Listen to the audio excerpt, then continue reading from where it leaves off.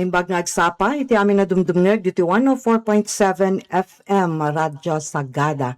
Di oras tayo 3 minutos, kalpasanto oras di alas 7, itang agsapa, dahito ni Gwen Gaungan, ako mapkablaw iti amin, detalye dagiti damag, iti lokal, kan iti region.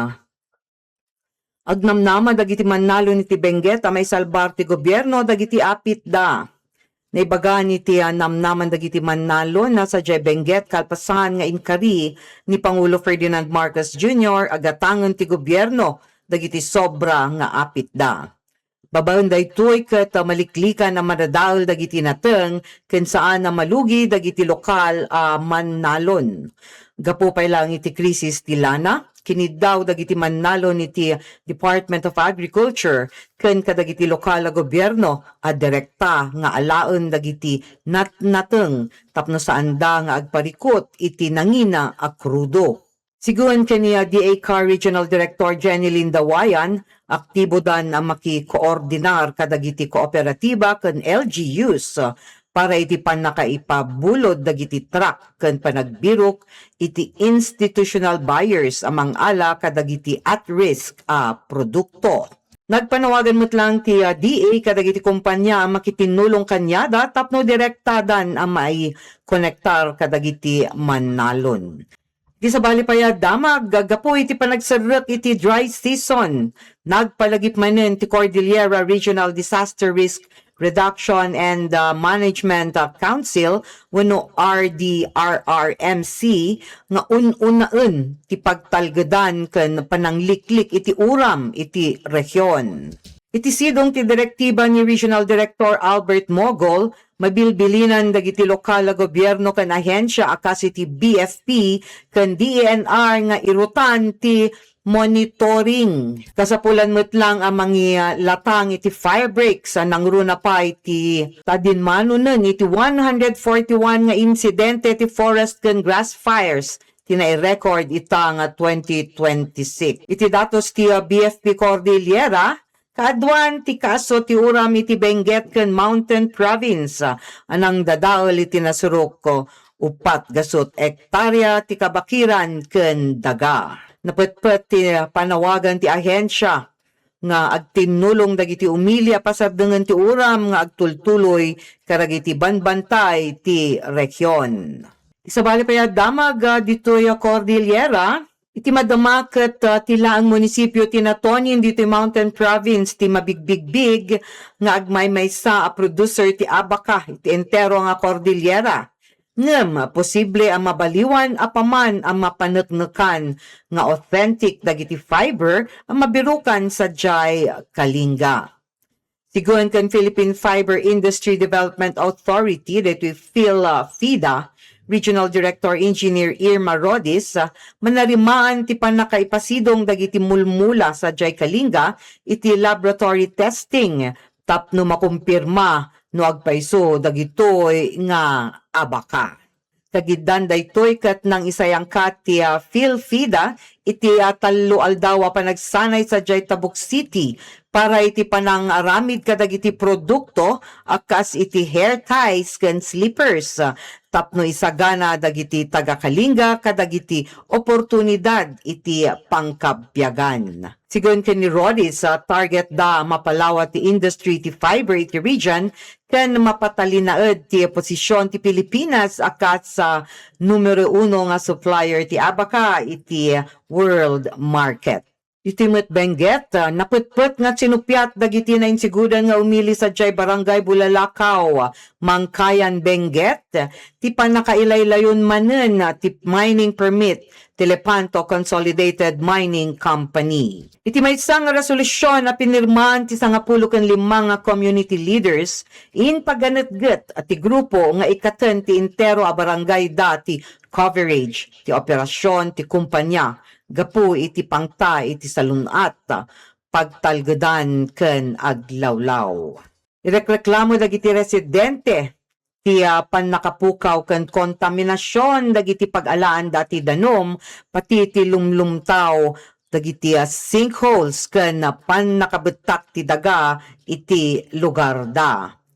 Tinasawa dokumento katag being a party ti free, prior, and informed consent wenno FPIC a proseso no sa dinnuket unay dagiti leaders saan na masukatan ti anyaman na pateg ti kwarta wenno proyekto ti pangtay ti biag ti komunidad da. Numan na dagiti daduma barangay anang ipalubos iti renewal ti daw ti bulalakaw nga irespetar ti desisyon da ken saan asarken ti jurisdiction da para iti anyaman nga aktibidad ti panagminas. Dito'y Mountain Province, nang ipatungpal iti temporaryo a fare hike kadagiti para publiko aluglugan, dagiti munisipyo ti Bontoc, Bauco, ken Sabangan, kastamot dito'y Sagada, gapo iti agtultuloy a panagnato iti presyo ti produkto nga petrolyo. Sa Jai Bontoc, inaproban ni Mayor Franklin Odsey, ti panakaingato ti minimum fare ti tricycle manipod iti 3 piso sangapulo ken 13 pesos tapno agbalin nga sangapulo ken 6 piso wenno 16 pesos. Kastamot nanayunan ti pasahe iti mapan 5 piso sa Jaya Bauco ken Sabangan. Sigun kadagiti lokal nga gobyerno panang address daytoy iti reklamo dagiti driver bayat may pasigurado saan unay ang madagsenan dagiti commuter. Iti munisipyo ti Sagada ti pamasahe manipod iti Sagada agturong iti Bontoc na pasubli ket sangagasot a piso. Nga madada ti nagnunumuan nga masurot no bumaba ti presyo, bumabamot ti pamasahe, numanin ngumato ket ngumatumot laeng ti pamasahe. Iti automatic adjustments nga nakabatay iti presyo ti lana ket nagnunumuan dagiti pasahero ken iti Sagada Operators and Drivers Association nga indauluan met iti Sangguniang Bayan ti consultation. Dito'y Lata Mountain Province, iti personala pa nagbisita ni Governor Bonifacio Lacquasan Jr. kadagiti exhibitors iti 2026 Summer Fair sa Jai Provincial Plaza iti April 16, inpakita na ti sibubukal nga suporta na kadagiti lokal negosyante. Sigun iti gobernador napateg ti papel ti gobyerno probinsyal iti panang ipapigsa kadagiti lokal a produkto ken panang alalay kadagiti babasit a negosyo iti tenga ti karit ti ekonomiya. Nakasimpang agpatengga kumay ti Abril 15 tinasao nga fair nga minlaylayon daytoy ni Lacquasan ingana no Abril 19 wenno iti aldaw iti Sunday. Iti sa Balilata damag iti rehiyon na dandanin nga umawat dagiti public utility jeepney drivers iti Cordillera Administrative Region. Titulong a kwarta manipod iti gobyerno.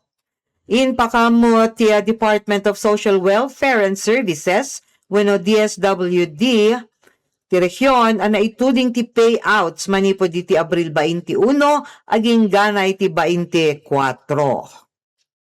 Kinuna ni Enrique Gascon, Regional Director ti DSWD, ti panagwaras ket sumaruno iti agtultuloy nga payout para kadagiti tricycle drivers nasapsapa ang narugyan gapu iti napapartak a validation dagiti beneficiary list manipod kadagiti gobyerno lokal.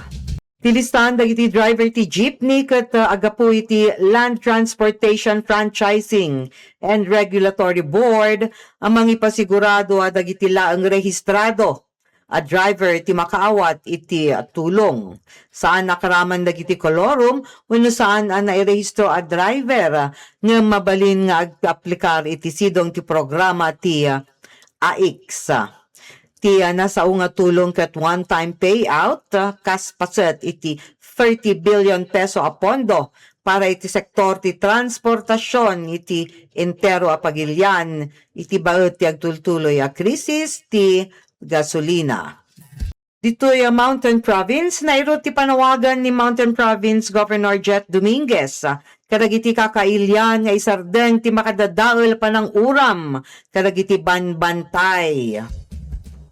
Daytoy kat ititunga ti ngumat-ngato nga insidente ti forest fires ti probinsya. Inyo na iunay ni Dominguez at tinasao nga issue kat saan laang nga maipapan iti aglawlaw, no di kat maipapan lang iti pagtalgadan dagiti tattao, supply ti danom, kan masabayan iti sumaruno nga masakbayan ti sumaruno nga henerasyon. Kidaw na ti panagtitinulong ti tunggal may sangaliklikan dagiti banbanag makadadael iti daga.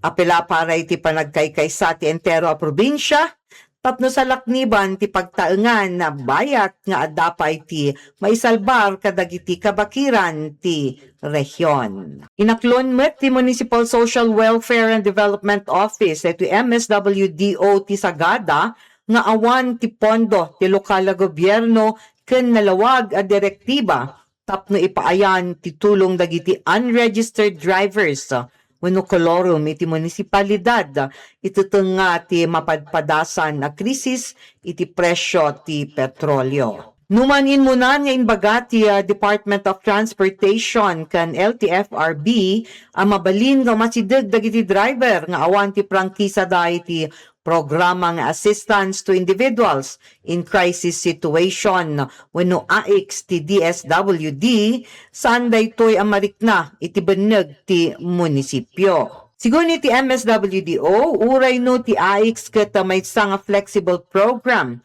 ang nakabasar iti assessment dagiti social worker ken saan nga iti lisensya ti lokal na gobyerno ti Sagada ket awanan iti pag-alaan ti pondo para iti nasao nga espesyal nga ayuda. Malaksid iti kinaawan ti pondo ket in paganetget ti opisina nga awan pa'y tinaaw-awat da formal nga pamilin wenno guidelines sa manipod iti gobyerno nasyonal no kasano nga itrato dagiti driver iti sidong ti informal sector. Dito ilat Cordillera. Idadauluan ti Cordillera People's Alliance ti maika-42 nga Cordillera Day, People's Cordillera Day. Babaen iti desentralisado a selebrasyon iti entero a rehiyon inton Abril 24 ken 25.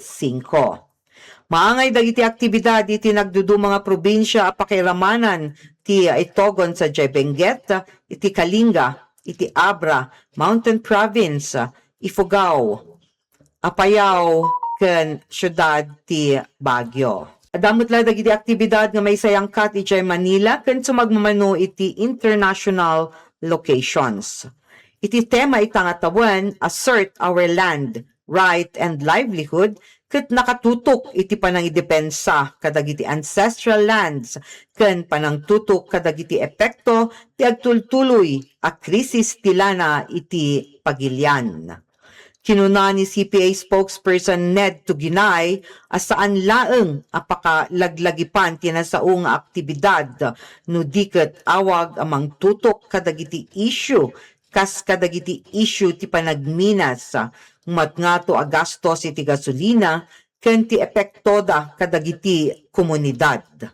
Tinasao nga aktibidad ket mangsuporta iti awag para iti karbangan ti tao ken social justice. Dito ilat Mountain Province.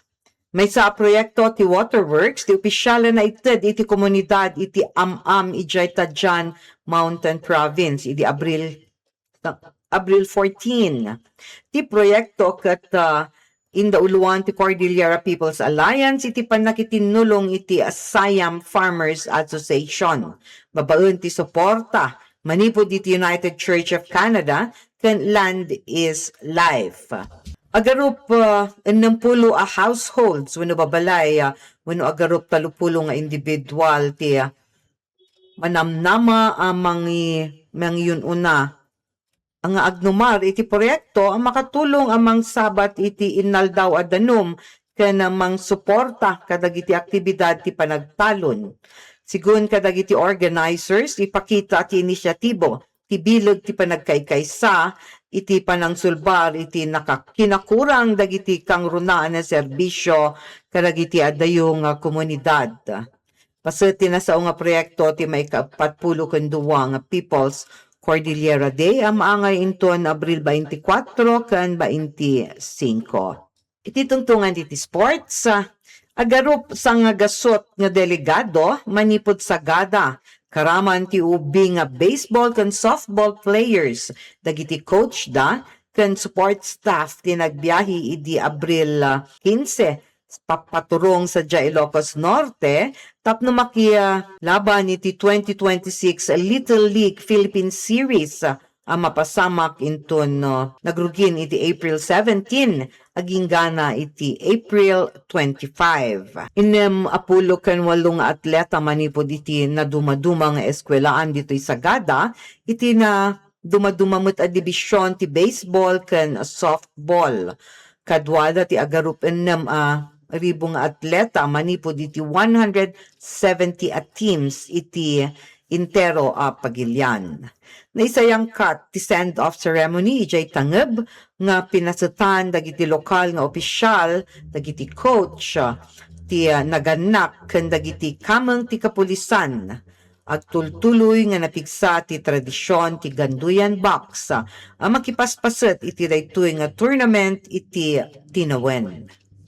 Kanang ituloy kadagiti lokal ken regional damdamag maidurduron kadagiti Manalon ang maapektaran iti permi a panagmaga ti daga wenno daytoy nakarong El Nino ken puor iti kabakiran ken dagiti asideg iti pagmulmulaan da nga ag-report iti Office of the Municipal Agriculturist para iti documentation ken posible tulong. Mabalakadan dagiti nagmula iti pagay an apektaran iti permi a panagmaga ti daga a personal ang mapan iti opisina ken mangitugot kadagiti nalawag a litrato ken video dagiti nadadael nga apit ken kompletuan dagiti kasapulan a form.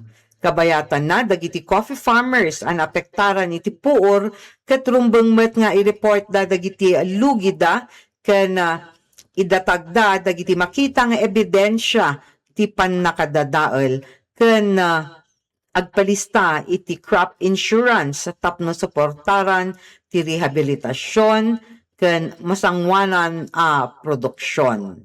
Kuna dagiti otoridad ang makatulong ti umno a dokumentasyon tapno mapapartak ti validation ken panakairwar ti tulong. So, adamot laang ti validation apo nga mapasamak kan laang nga dijay reports ti pagsanggiran no diket adamot laang ti panagpasyarda kadagiti gargarden kadagiti paypayew no ustumot laang nga talaga dagiti na i-report.